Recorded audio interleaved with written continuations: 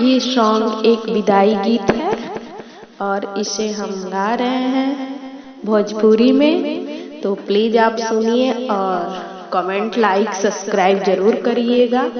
ये कैसा है भोजपुरी में हम गाने वाले हैं।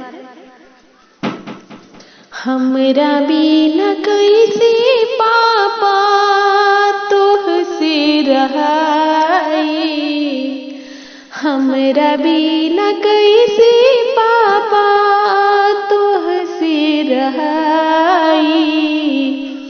इहे अब सोची सोची अवतारो आई, इहे अब सोची सोची अवतारो आई।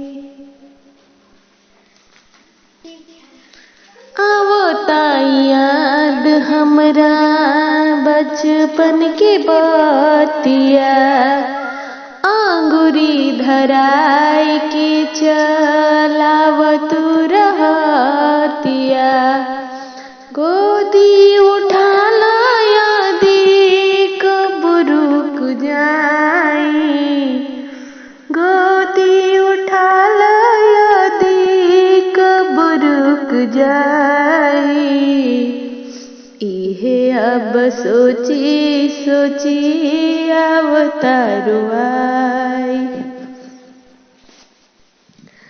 माई के याद कबो हमरो जई है, दे के आवाज तबो केकरा के बोलई है।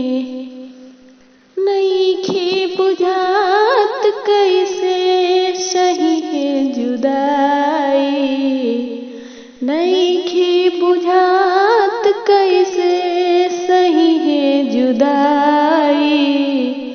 इहे अब सोची सोची अवतारो आई, इहे अब सोची सोची अवतारो आई। ताकला पकतहु ना लौकिलो सखिया, तरसत रही जाई हमरो आँखिया।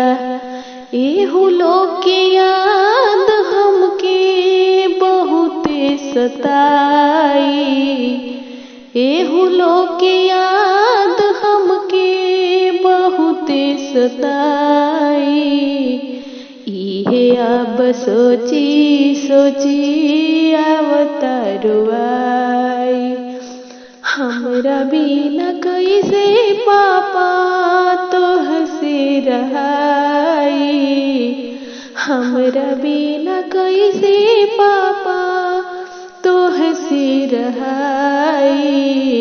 इहे अब सोची सोची अवतारो आई।